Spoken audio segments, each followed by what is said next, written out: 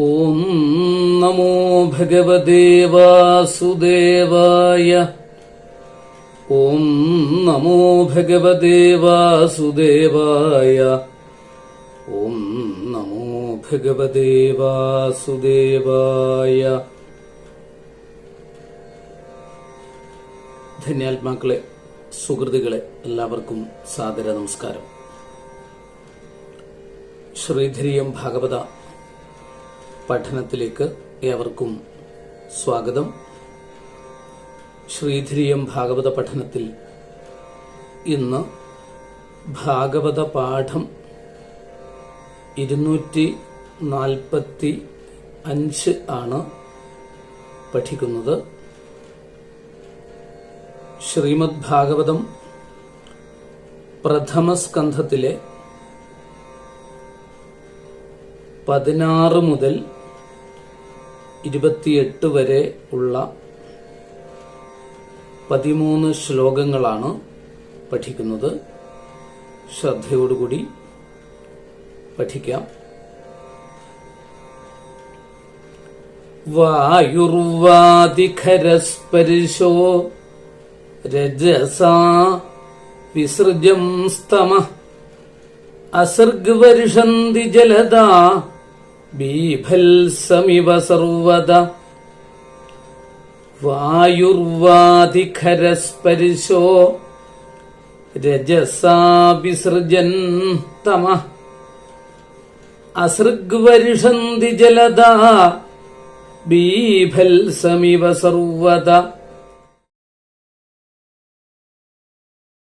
സൂര്യം ഹതപ്രഭം പശ്യ ഗ്രഹമർദ്ദം മിഥോ ദിവി സസംകുലൈർഭൂതഗണൈഃ ജ്വലിതേ ഇവ രോദസി.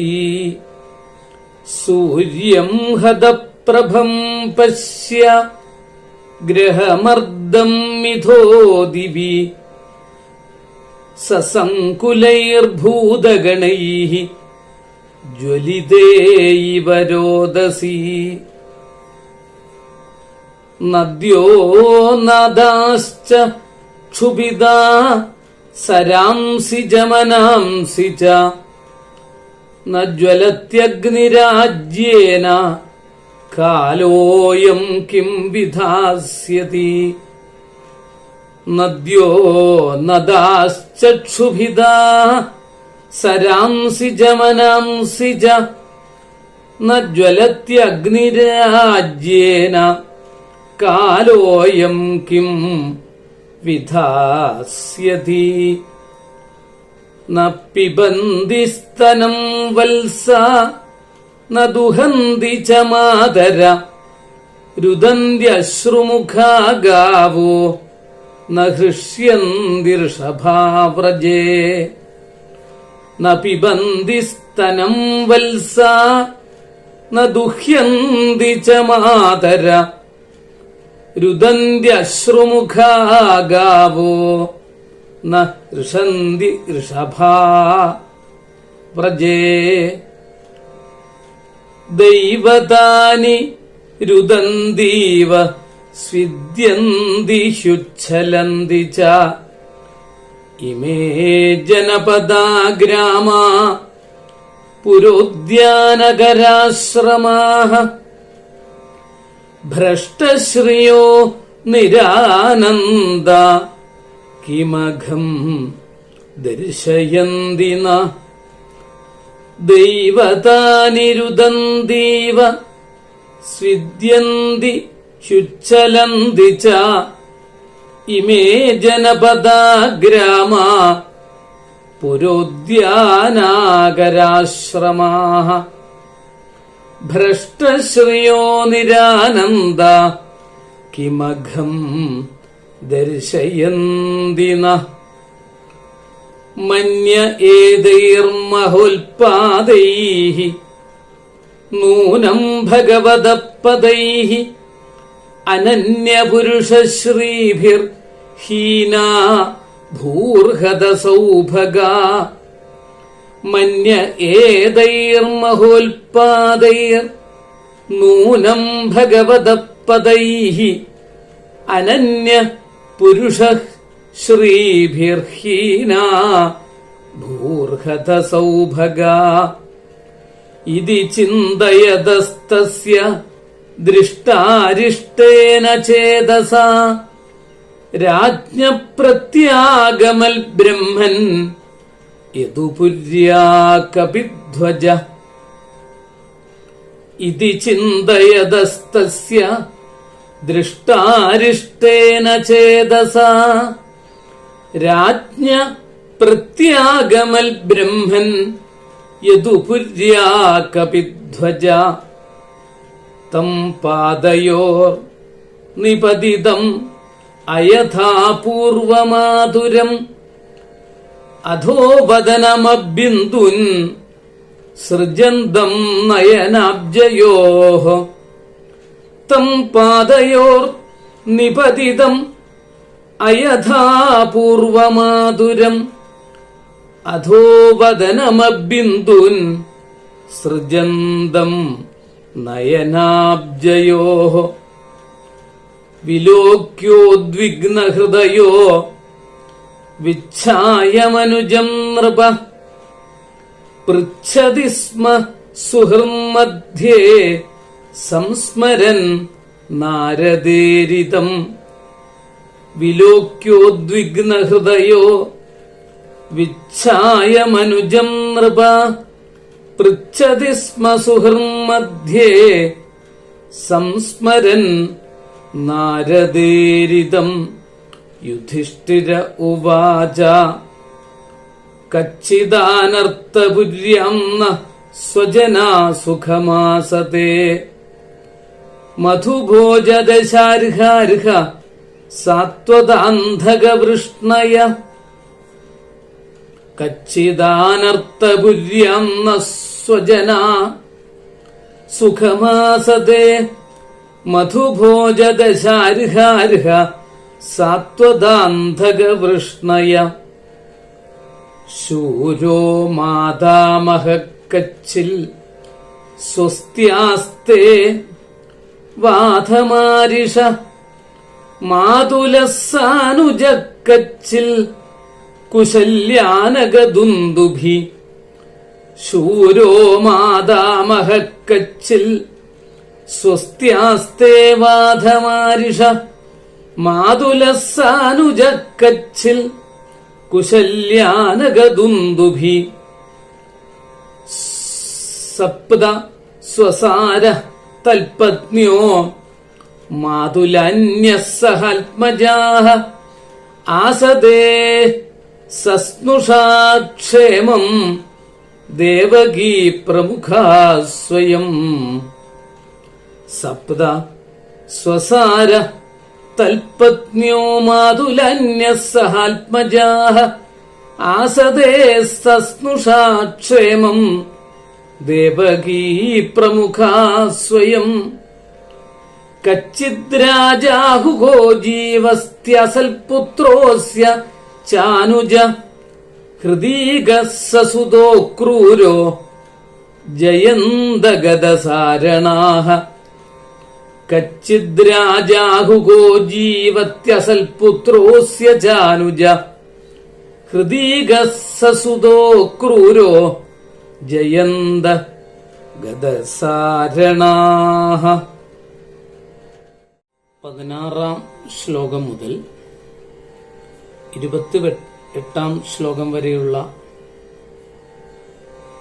13 ശ്ലോകങ്ങളുടെ പദങ്ങളും അന്വയങ്ങളും അർത്ഥവും നമുക്ക് ശ്രദ്ധയോടുകൂടി പഠിക്കാം.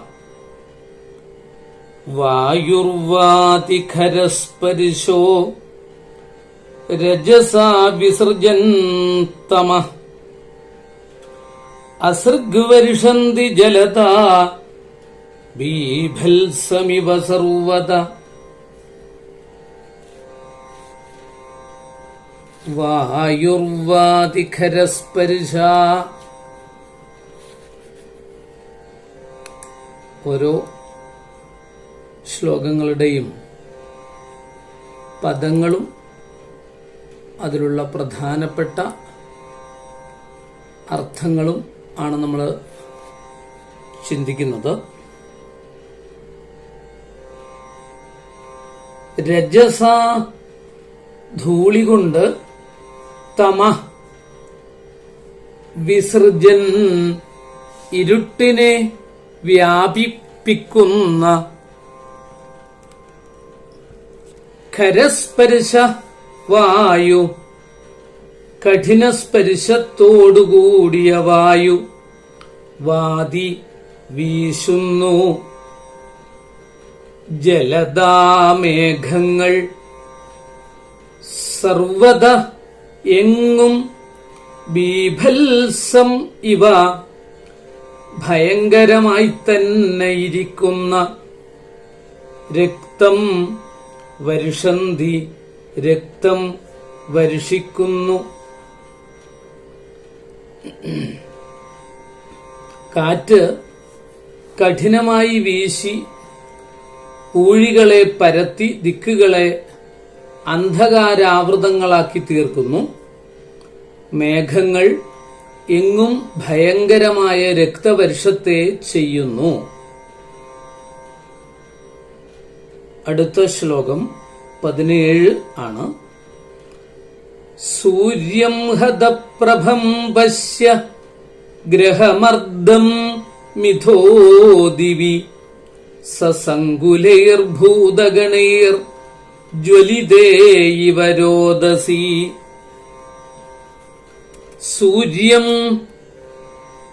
സൂര്യനെ ഹതപ്രഭം പ്രഭയില്ലാതെയിരിക്കുന്നതായിട്ടും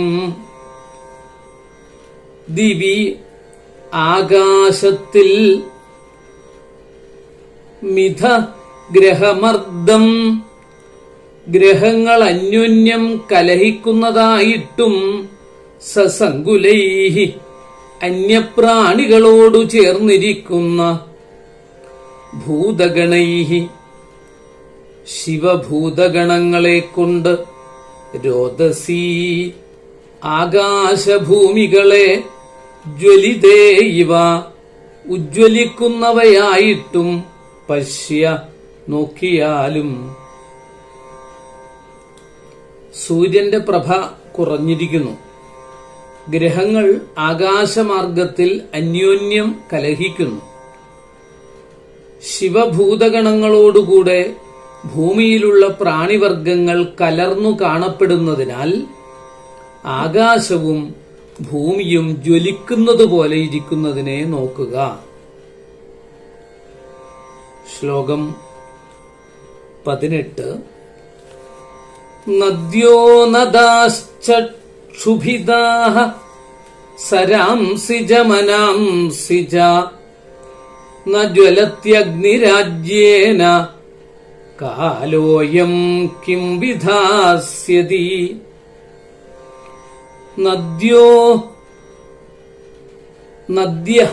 നദികളും നദാച നദങ്ങളും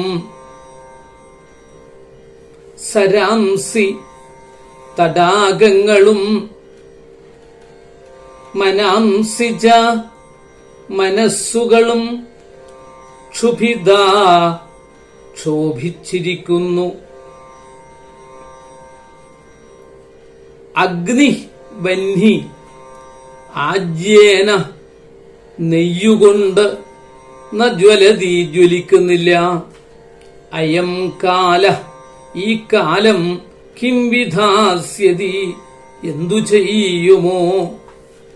നദികള് നദങ്ങൾ തടാകങ്ങൾ മനസ്സുകൾ ഇവ കലങ്ങിക്കൊണ്ടിരിക്കുന്നു. നെയ്യൊഴിച്ച് ഹോമിക്കുന്ന അവസരത്തിൽ അഗ്നി ജ്വലിക്കുന്നില്ല. ഈ കാലം എന്തു ചെയ്യുവാൻ പോകുന്നുവോ എന്ന് അറിയുന്നില്ല. ശ്ലോകം 19. ന പിബന്തി സ്തനം വത്സാ ന ദുഹ്യന്തി ജമാതര രുദന്ത്യശ്രുമുഖാ ഗാവോ ന ഹൃഷ്യന്തിർഷഭാവ്രജേ. വത്സാ ശിശുക്കൾ പശുക്കുട്ടികൾ സ്തനം ന പിബന്തി, മുല കുടിക്കുന്നില്ല. പശുക്കുട്ടികൾ മാത്രമല്ല, ഇവിടെ വത്സാഹ എന്ന് പറഞ്ഞാൽ ശിശുക്കൾ എന്ന് മാത്രമാണ് അർത്ഥം. പക്ഷെ എല്ലാം നമുക്ക് എടുക്കാം. മാതര അമ്മമാർ ന ദുഹ്യന്തി, ചുരത്തുന്നില്ല വ്രജേ ഗോഷ്ഠത്തിൽ. ഋഷഭ ഉത്കൃഷ്ടങ്ങളായ കാളകൾ ന ഹൃഷ്യന്തി, സന്തോഷിക്കുന്നില്ല. ഗാവ അശ്രുമുഖ, പശുക്കൾ മുഖങ്ങളിൽ കണ്ണീരോടുകൂടിയവയായിട്ട് രുദന്തി, കരയുന്നു.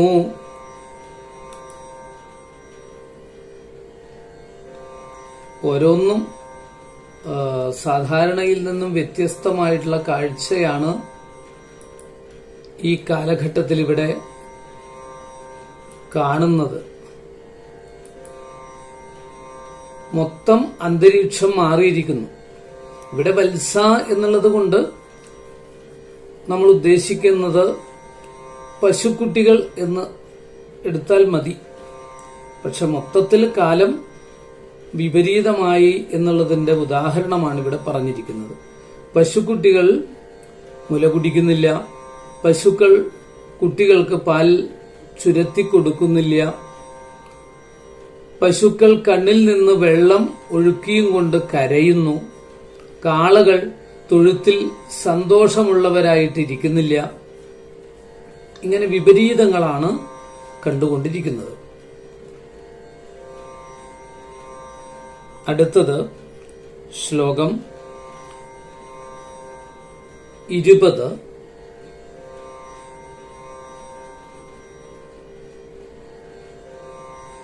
ദൈവതാനി രുദന്തീവ സ്വിദ്യന്തി ഹ്യുച്ഛലന്തി ച ഇമേ ജനപദാ ഗ്രാമാ പുരോദ്യാനാകരാശ്രമാഃ ഭ്രഷ്ടശ്രിയോ നിരാനന്ദാഃ കിമഘം ദർശയന്തി ന.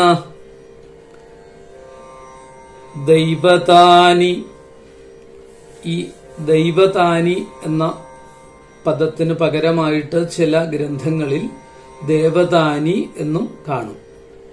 ദേവബിംബങ്ങൾ, അതായത് ക്ഷേത്രങ്ങളിലൊക്കെയുള്ള ഈശ്വര വിഗ്രഹങ്ങൾ, അതിനെയാണ് ദേവബിംബങ്ങൾ എന്ന് പറയുന്നത്.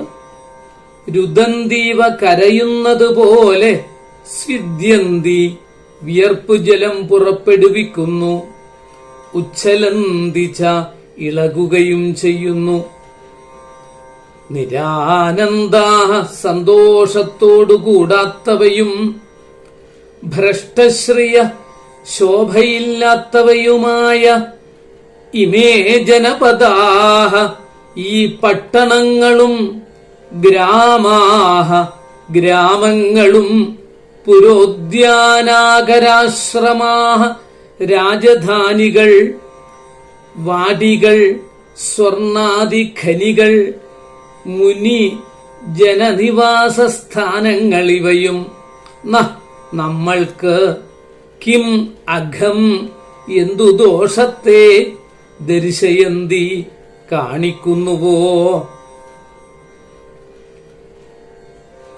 ക്ഷേത്രങ്ങളിൽ പ്രതിഷ്ഠിച്ചിരിക്കുന്ന ദേവബിംബങ്ങൾ കരഞ്ഞു കണ്ണീരൊലിപ്പിക്കുന്നതുപോലെ വിയർപ്പ് ജലത്തോടുകൂടിയും ഇളകുന്നതുപോലെയും കാണപ്പെടുന്നു. ഇതൊക്കെ ദുശകുനങ്ങളാണ്. ഈ ദേശങ്ങള്, ഗ്രാമങ്ങൾ, പട്ടണങ്ങൾ, ഉദ്യാനങ്ങൾ, രത്നാദികൾ എടുക്കുന്ന ഖനികൾ, ആശ്രമങ്ങൾ, ഇവകൾ പ്രകാശമില്ലാതെയും സന്തോഷമില്ലാതെയും ഇരിക്കുന്നവയായിട്ട് കാണപ്പെടുന്നു. നമുക്ക് എന്തൊരു കഷ്ടം വരാൻ പോകുന്നതിനെയാണോ സൂചിപ്പിക്കുന്നത് എന്ന് അറിഞ്ഞുകൂടാ എന്നാണ് ഇവിടെ പറയുന്നത്. അടുത്ത ശ്ലോകം 21. മന്യ ഏതൈർമഹോൽപാദൈർ നൂനം ഭഗവതപദൈഃ അനന്യപുരുഷശ്രീഭിർ ഹീനാ ഭൂർഹത സൗഭഗാ ഏതൈഃ മഹോൽപാദൈഃ ഈ വമ്പിച്ച ദോഷലക്ഷണങ്ങൾ കൊണ്ട് അനന്യപുരുഷശ്രീഭി അന്യപുരുഷന്മാർക്കില്ലാത്ത ശോഭയോടുകൂടിയ ഭഗവത ഭഗവാന്റെ പദൈഹി പദങ്ങളോട് ഹീന വേർപിരിഞ്ഞതും ഹതസൗഭഗ സൗന്ദര്യമില്ലാത്തതുമായി ഭൂഹു ഭൂമി നൂനം നിശ്ചയം മന്യേ ഞാൻ വിചാരിക്കുന്നു. ഈ കഠിനങ്ങളായ ദുർലക്ഷണങ്ങൾ കാണുന്നത് മറ്റുള്ളവർക്കില്ലാത്ത വജ്രം, അങ്കുശം ഇത്യാദി രേഖകളാൽ അലങ്കരിക്കപ്പെട്ട ഭഗവാന്റെ പാദപത്മങ്ങൾ ഈ ഭൂമിയിൽ തട്ടാത്തതുകൊണ്ട്, ഭൂമിക്കുള്ള ശോഭ പോയതുകൊണ്ട് തന്നെയാണെന്ന് ഞാൻ ഊഹിക്കുന്നു. ഭൂമിയെ ഭഗവാൻ ഉപേക്ഷിച്ചിരിക്കണമെന്ന് തോന്നുന്നുവെന്ന് സാരം.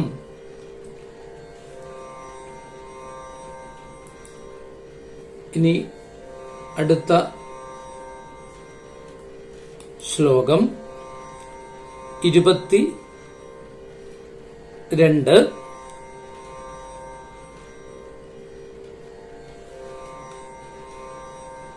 ഇതി ചിന്തയത തസ്യ ദൃഷ്ടാരിഷ്ടേന ചേതസാ രാജ്ഞപ്രത്യാഗമൽ ബ്രഹ്മൻ യതുപുര്യാ കപിധ്വജാ.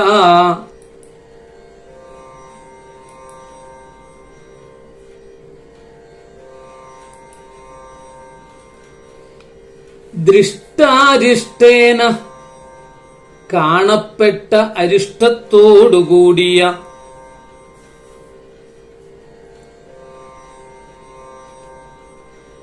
ചേതസാ മനസ്സുകൊണ്ട് തസ്യ രാജ്ഞ ആ രാജാവ് ഇതി ചിന്തയത ഇപ്രകാരം ചിന്തിച്ചുകൊണ്ടിരിക്കവേ ബ്രഹ്മൻ ഹേ ബ്രാഹ്മണ കപിധ്വജ അർജുനൻ യദുപുര്യാഹ ദ്വാരകയിൽ നിന്ന് പ്രത്യാഗമൽ മടങ്ങി വന്നു. ഹേ ശൗനകമുനെ, സുഖമില്ലാത്ത മനസ്സോടുകൂടെ ധർമ്മപുത്ര മഹാരാജാവ് ഇപ്രകാരം ചിന്തിച്ചുകൊണ്ടിരിക്കുമ്പോൾ അർജുനൻ ദ്വാരകയിൽ നിന്ന് ഹസ്തിനപുരത്തിലേക്ക് മടങ്ങിയെത്തി. ഇനി 2 ശ്ലോകങ്ങൾ ഒരുമിച്ച് നമുക്ക് മനസ്സിലാക്കാം. 23, 24. തം പാദയോർനിപതിതം അയഥാപൂർവമാതുരം അധോവദനമബിന്ദുൻ സൃജന്തം നയനാബ്ജയോഃ വിലോക്യോദ്വിഗ്നഹൃദയോ വിച്ഛായമനുജം നൃപ പൃച്ഛതി സ്മ സുഹൃന്മധ്യേ സംസ്മരൻ നാരദേരിതം. പാദയോഃ പാദങ്ങളിൽ അയഥാപൂർവം മുമ്പത്തെ പോലെയല്ലാതെ നിപതിതം ദണ്ഡനമസ്കാരം ചെയ്തവനും അധോവദനം താഴ്ത്തിയ മുഖത്തോടുകൂടിയവനും ആതുരം ദുഃഖിതനും നയനാബ്ജയോ താമരദളം പോലെ ഇരിക്കുന്ന കണ്ണുകളിൽ നിന്ന്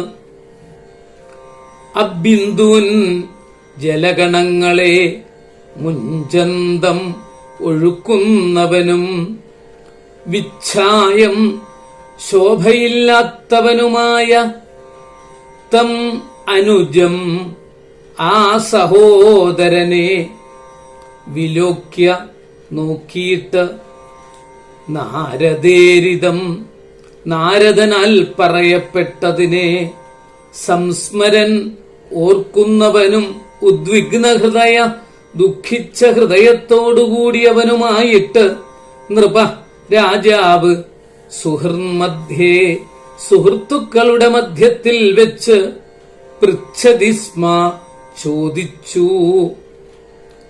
ധർമ്മപുത്ര മഹാരാജാവ് തന്റെ പാദങ്ങളിൽ വീണവനും മുൻപേ പോലെ അല്ലാതിരിക്കുന്നവനും ദുഃഖിച്ചിരിക്കുന്നവനും മുഖം താഴ്ത്തിയവനും താമരദളം പോലെ ഇരിക്കുന്ന കണ്ണുകളിൽ നിന്ന് ജലത്തുള്ളികളെ വീഴ്ത്തുന്നവനും ശോഭ കുറഞ്ഞിരിക്കുന്നവനുമായ അനുജനെ അർജുനനെ നോക്കിയ ഉടനെ വിറച്ചിരിക്കുന്ന മനസ്സോടുകൂടിയവനായിട്ട് നാരദമുനി പറഞ്ഞതിനെ ഓർത്ത് സുഹൃത്തുക്കളുടെ മധ്യത്തിൽ വെച്ച് ചോദിച്ചു. യുധിഷ്ഠിര ഉവാച കച്ചിദാനർത്ഥപുര്യാം സ്വജനാ സുഖമാസതേ മധുഭോജദശാർഹാർഹ സാത്വതാന്ധകവൃഷ്ണയ. ആനർത്തപുര്യാം ദ്വാരകയിൽ മധുഭോജദശാർഹാർഹ മധുക്കൾ ഭോജന്മാർ ദശാർഹന്മാർ അർഹന്മാർ സാത്വതാന്ധകവൃഷ്ണയ സാത്വതന്മാർ.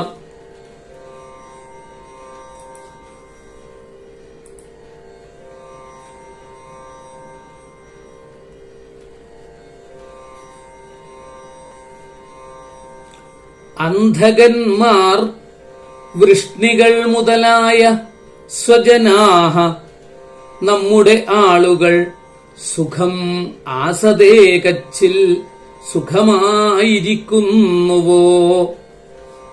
യുധിഷ്ഠിരൻ പറഞ്ഞു, അർജുന, ദ്വാരകാപുരിയിൽ മധുക്കൾ, ഭോജന്മാർ, ദശാർഹന്മാർ, അർഹന്മാർ, സാത്വതന്മാർ, അന്ധകർ, വൃഷ്ണികൾ മുതലായ നമ്മുടെ ജനങ്ങള് എല്ലാവരും സുഖമായിരിക്കുന്നുവോ എന്ന് സാമാന്യമായ കുശലപ്രശ്നം.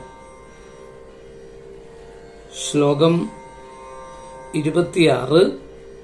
ശൂരോ മാതാമഹക്കച്ചിൽ സ്വസ്ത്യാസ്തേ വാധമാരിഷ മാതുലസാനുദക്കച്ചിൽ കുശല്യാനഗദുന്ദുഭി. മാരിഷ പൂജ്യനും ശൂര വീരനുമായ മാതാമഹ അമ്മയുടെ അച്ഛനും സാനുജ അനുജന്മാരോടുകൂടിയ മാതുല അമ്മാവനായ ആനഗദുന്ദുഭി വസുദേവനും കുശലീകച്ചിൽ സൗഖ്യമായിരിക്കുന്നുവോ. ശൂരനും പൂജ്യനുമായ നമ്മുടെ മാതാമഹന്, അമ്മയുടെ അച്ഛന് കുശലമോ? അനുജന്മാരോടുകൂടിയ അമ്മാവൻ വസുദേവൻ സൗഖ്യമായിട്ടിരിക്കുന്നുവോ എന്ന് ചോദിച്ചു. അടുത്ത ശ്ലോകം 27. സപ്ത സ്വസാര തൽപത്ന്യോ മാതുലാന്യസഹാത്മജാഃ ആസദേ സസ്നുഷാക്ഷേമം ദേവകീ പ്രമുഖാ സ്വയം.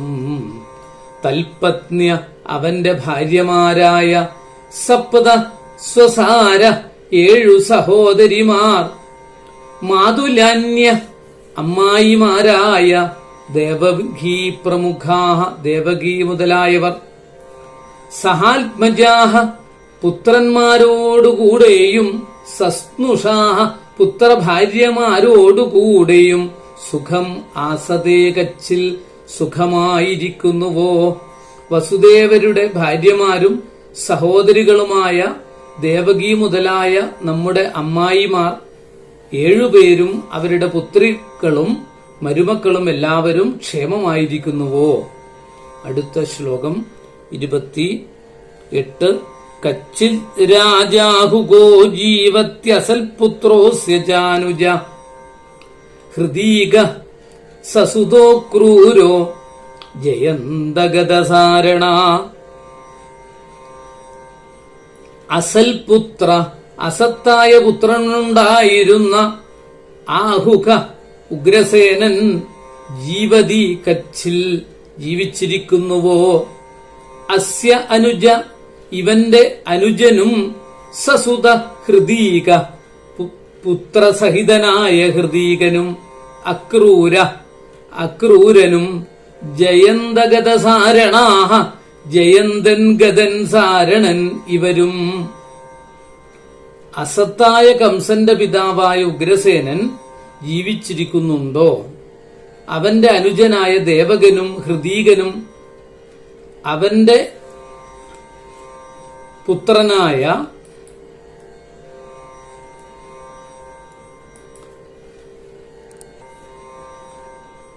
കൃതവർമാവും അക്രൂരൻ ജയന്തൻ ഗതൻ